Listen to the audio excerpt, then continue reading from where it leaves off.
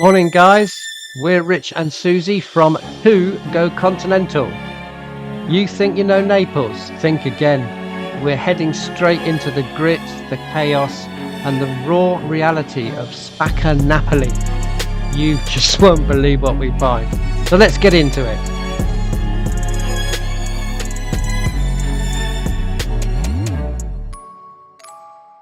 Please don't forget to click on the like and subscribe buttons, and we would welcome any comments. We'd love to hear from you, and we just hope that you enjoy following our adventures as much as we do going on them all.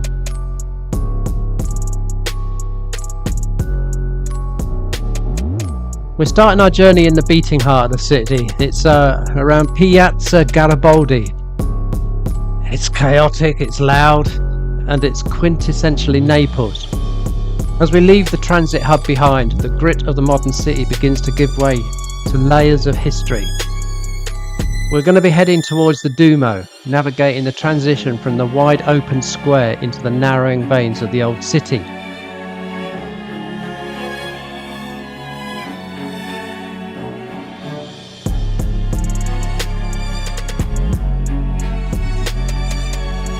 As we walk towards the Duomo, we're actually tracing the path, would you believe, of the ancient city's growth. We're leaving the new Naples behind and entering the Greco-Roman heart. If you can, you might see down the side streets, you'll see the city's famous Basilica. They're one-room apartments that open directly onto the street where life has been lived in public for centuries. You might see these a little bit further along while we're going around the area, so keep a watch out for them.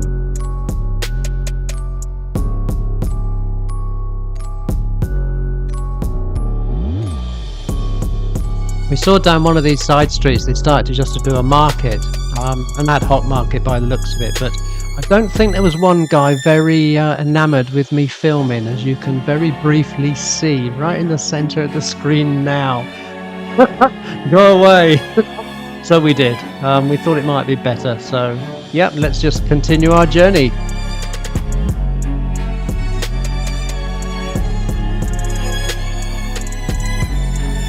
We've arrived at the Cathedral de San Gennaro, the Duomo. Construction here began in 1272 under the Anjou dynasty. It took about 41 years to complete, finally opening in 1313. However, because Naples sits on a volcanic fault line, earthquakes have battered this site for centuries. The neo-Gothic facade that you see today was actually finished in 1906 after the original collapsed.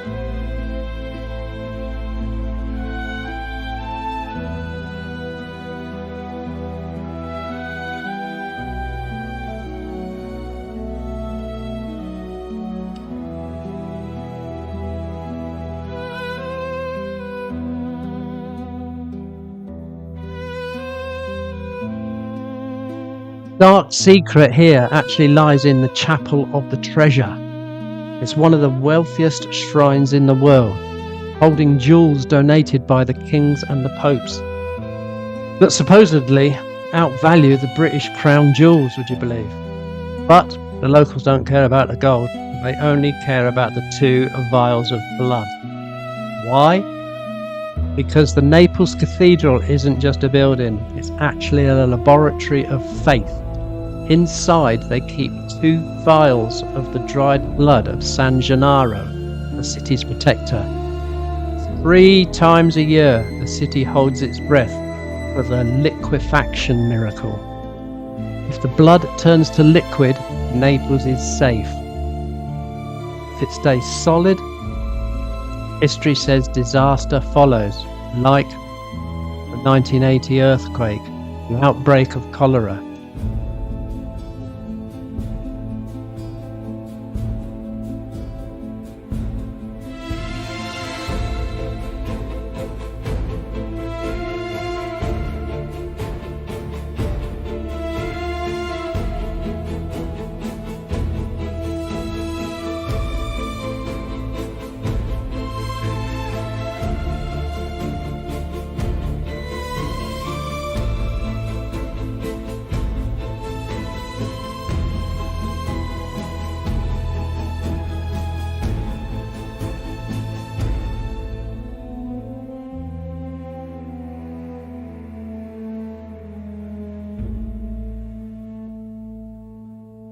Now we enter Spaccanapoli.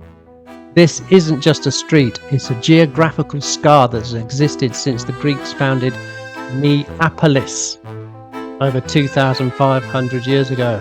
I tried saying Neapolis a couple of times, but I kept getting befuddled, as some people say. Anyway, the real darkness actually lies 40 meters beneath our feet.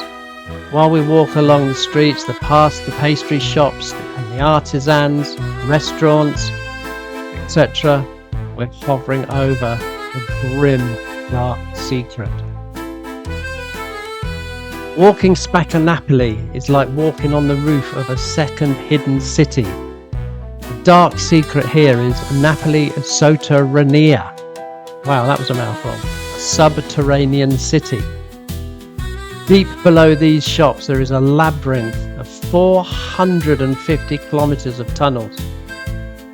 During the plague of 1656, these depths were used to stack the bodies of the dead, where nearly half of the city's population perished.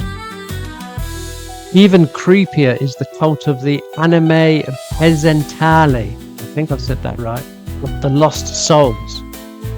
For centuries, Neapolitans would go into the caves under Spaccanapoli to adopt unclaimed skulls, cleaning them and praying for them in exchange for luck or protection.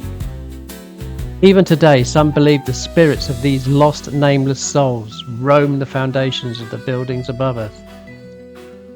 So, you're not just walking a street, you're walking on the roof of a giant, ancient tomb.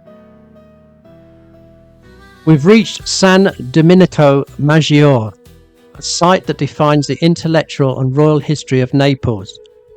Work on this Gothic powerhouse began in 1283 and was completed in 1324, taking 41 years to finish. This was the intellectual engine of the Renaissance. The philosopher Giordano Bruno studied here before he was eventually burned at the stake by the Inquisition for suggesting the universe was infinite. But the truly macabre sight is in the sacristy. When you look up at the high balcony, there you'll find 45 wooden sarcophagi draped in crumbling gold and velvet. These are the mummified remains of the Aragonese kings and their court. In a final act of royal ego, they chose not to be buried in the earth like commoners, to remain suspended in the air watching over the city for eternity. It is one of the few places on earth where you can stand in a room with an entire dynasty of dead monarchs. Great.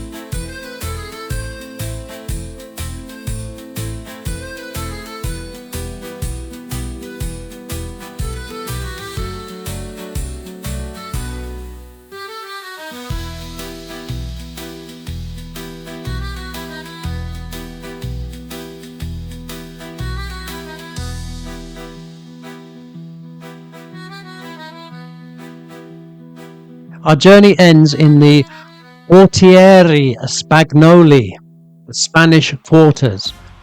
Built in the 1530s to house the Spanish occupying troops, these narrow alleys were designed as a grid to allow soldiers to quickly quell local riots. For 500 years, this has been a place of fierce rebellion and street-level survival.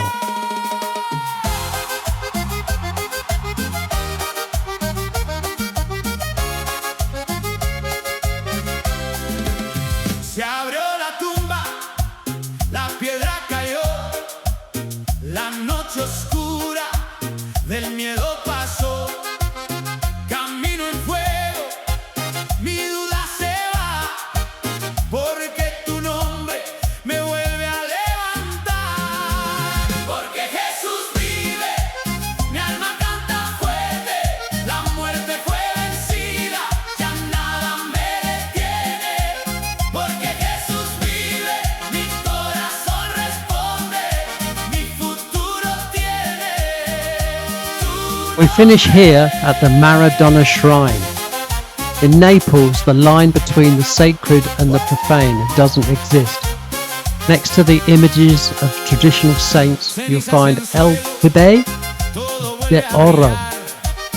There is even a small glass case holding a lock of his hair, treated with the same reverence as the vials of blood in the cathedral. In a city of 500 churches, this is the most visited altar. Diego didn't just play football here, he was a revolutionary who became the patron saint of the oppressed, a man who gave the poor South a victory over the rich North. In this corner of the city, the lines between sport, politics and religion disappear entirely. Si caigo, oh Jesús, si dudo, si todo se pierde, permanece tu cruz. Vive. From the gold of kings to the grit of the quarters, this is Naples, Napoli. City that just doesn't pray for a miracle, it lives for them. But there is a modern day darkness lingering in these streets. This is a story for another time. Perhaps in our next video we'll talk about the Camorra. On a brighter note, thank you all for watching and we'll see you on the next one.